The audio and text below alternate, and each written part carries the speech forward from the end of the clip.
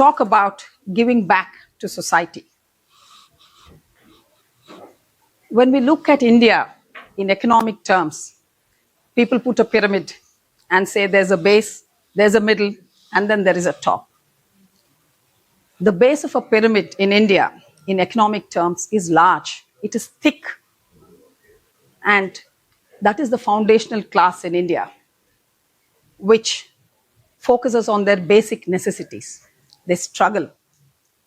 Farmers, rural inhabitants, urban workers, those who don't have access to quality education and healthcare. They form the base of the pyramid. 100 crore people live at the base of the pyramid, and they are the foundational class, the class that struggles every day. And in the middle, there is an aspirational class, about 30 crores, 300 million people, the middle class. And then on the top is the top 11 to 15 crores, 110 to 150 million people, the consuming class, the affluent, those who earn in 5 figures on a monthly basis and live in tier 1 cities. If we want India to become a developed country, those at the top and the middle need to do much more to lift up those at the base. What should we do for that? I have led a busy corporate life, but 2 years back, something changed. My friend, she runs a foundation. She called me and said, I want you to volunteer once a week for 2-3 hours, because the foundation teaches soft skills at a skill enhancement center, which mainstreams youth who haven't been able to go to college. I thought about it. I didn't know whether I can spare so much time on a working day. And then one day I found myself on a Thursday morning in front of a dilapidated building. I didn't know whether the lift worked. I went up the stairs to the 4th floor, to the skill enhancement center. I stood in a room which may be 1/10 of where we are standing today. 2 columns of children aged between 17 to 21. Some were curious, some were bored, and some were looking interested, and some were very enthusiastic. We were starting a new batch of soft skills. We would teach them time management. We would teach them interview techniques, communication skills, so that they can afford to go for interviews. And the center itself teaches them IT skills or digital marketing, or maybe some customer service oriented towards retail and the English language.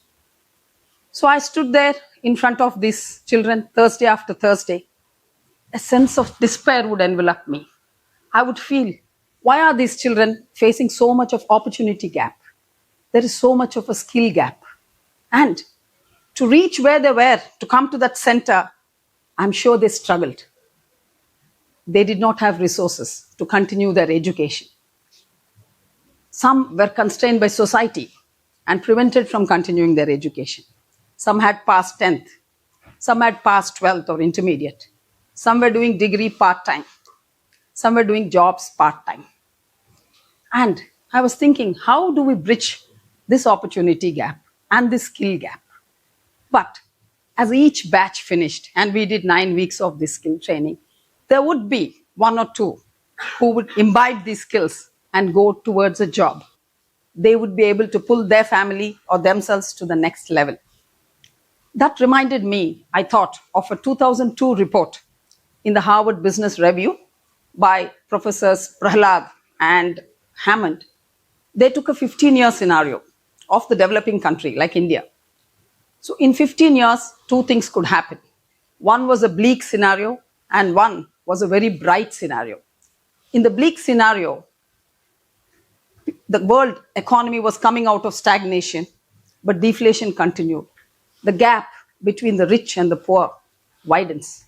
There are threats of terrorism, sometimes civil war in certain places, and many economies were not welcoming the market systems. So large businesses found it very difficult to operate in those markets. And then there was a very bright scenario. In that, with a lot of investments and entrepreneurial spirits, millions of jobs are created. millions of entrepreneurs come up very successfully. And economies like India, China, South Africa, they lead the world economies. They lead the prosperity of the world. And today, in such a volatile scenario, after 23 years of that report, we can see that both the scenarios exist, the bleak one and the brighter one. So the authors went on to say, which scenario comes to pass is dependent on large businesses, on large companies, and how they give back to society. What is giving back? It is not a new concept. It is a commitment and it is a duty. How does one give back? Let us look at the 19th century companies, the Rockefellers, the Carnegies. They gave back by donating most of their wealth towards educational institutions, towards scientific research. In India, the Tata Group, right from the 1860s, made giving back a way of life and Tata values.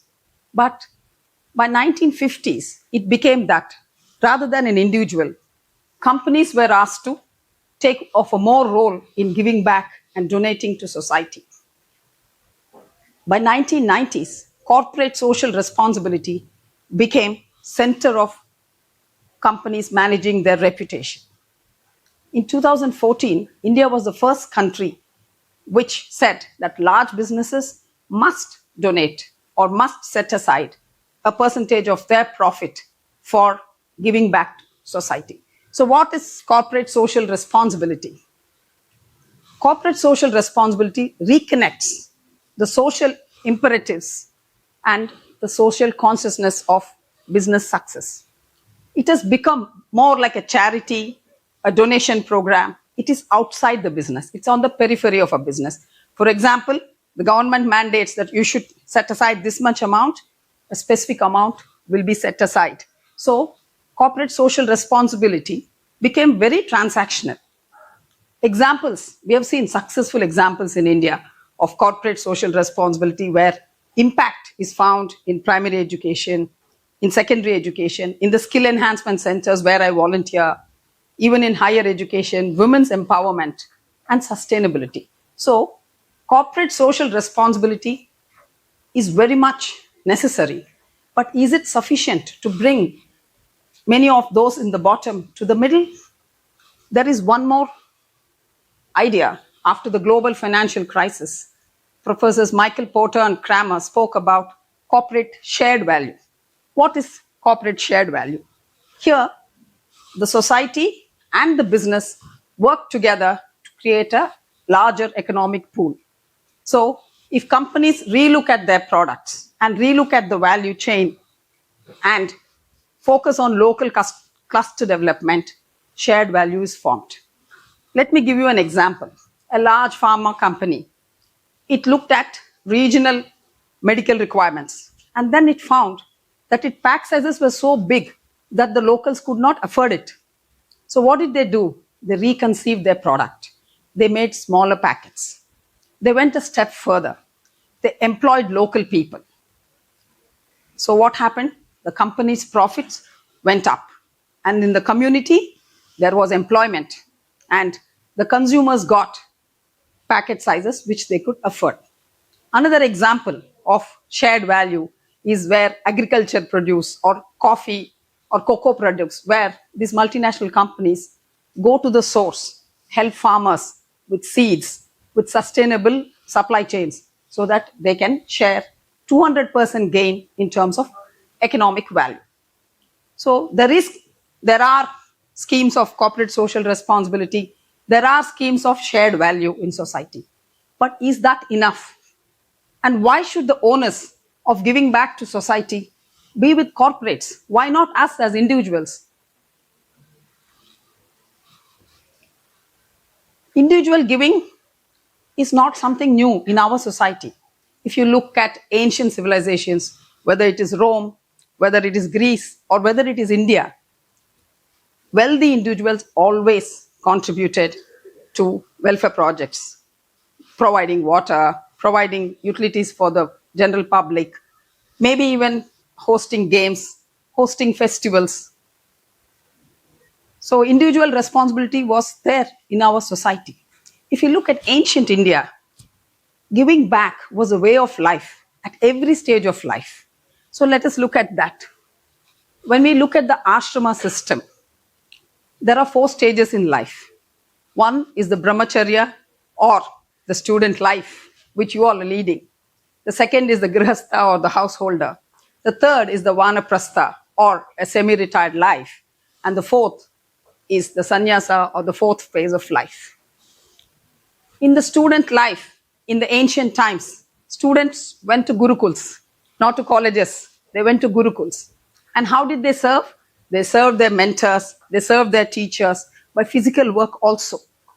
But what was their give back to society? They received knowledge and they transmitted knowledge. That was the biggest give back. And how did the society help them? By providing them with food and shelter. In today's time, of course, parents teach acts of kindness to students. But in our schools, I don't know how many of you went to central schools or international schools where community service is mandatory. Did you all do that? Any of you? Did you do community service when you're in your 9th grade or 10th grade? Well, in the primary school where I volunteer, it is in a slum area. So we see students who are in their 9th grade, 10th, 11th, 12th, come on Saturday afternoons. They would recite a poem, or they'll tell a story, or even give a math tuition for an hour, or teach these poor kids about digital technologies, about artificial intelligence. And so they are giving time. That's their way of giving back to society. Then comes the Grihasta stage. This is the most important stage in ancient India because the Grihasta was supposed to look after people from all the other ashramas, apart from looking after his or her own parent, their children, and their extended family. But were they spared from giving back to society? No. The Grihasta was expected to donate to temples, who in turn donated to the society and caused good. In today's life, the Grihasta stage coincides once you all finish college and get into the work stream and then maybe get settled in life, then it starts. Your early career, your mid-career, that is the stage of Grihasta. You're juggling parents, looking after children, looking after your job. You may not have time. At that time, you can give in small and sustainable way, every month maybe, to one cause that you like. Then comes the Vanaprasta stage. Your parents, you've done your duty to your parents, your children have grown up, and you're in a transition stage.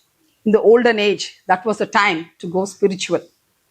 But still, they were expected to serve society, maybe resolve a dispute, or sit in judgment, or behave like the village elder, and contribute back. In today's time, Vanaprasta is the stage where you're at the peak of your career, or you're getting towards retirement, you're well settled. You can give back. You can give back in terms of money. You can give back on speaking to people. You can give back by honoring entrepreneurs, by buying local, helping tiny and small entrepreneurs, and give your time and energy if you cannot give the money. The last stage is the Vanaprasta stage. It's the Sanyasa stage where you're renouncing. In the olden age, you renounced the world and gave away your wealth and went to the forests. Even then you served society by chronicling your life for posterity. In today's age, with the longevity that we have, it could be an extension of the Vanaprasta stage well into our old age. And this is the time when you have accumulated wealth to try and see how much you can give so that the bottom of the pyramid becomes thinner. So, to sum up, what I want to say is that at every stage of life, as we progress in our career or in our life goals, there should be a proportionate give back to society. If corporate social responsibility is mandatory for companies, why not individual social responsibility? Let not someone mandate it, let us mandate it ourselves. Let us do a self-mandatory social responsibility so that in concert with businesses and with large institutions, there is a compounding effect. And it will cause a ripple effect if each of us extend our hand to at least 5 at the bottom of the pyramid. Look at this, if we do it for decades, maybe 1 decade, 2 decades. Will not the pyramid change shape? It will become more like a diamond where the bottom grows narrower and narrower, and it is then that India will become a developed country. So, to sum it up, giving back is not something that we think, okay, let me do it at 55, let me do it at 65. No, let us do it small and let us do it now. Also, let's not think, I'll earn my first million and then give. When I'm not, also I can give something. I can help somebody. I can give a hand. Or I can give my time. So every stage, right from your student stage or the other stages of life, one can give. And we can start from where we are and what we're doing now and bring change. And just like what Aniket said, nothing changes if we don't change anything.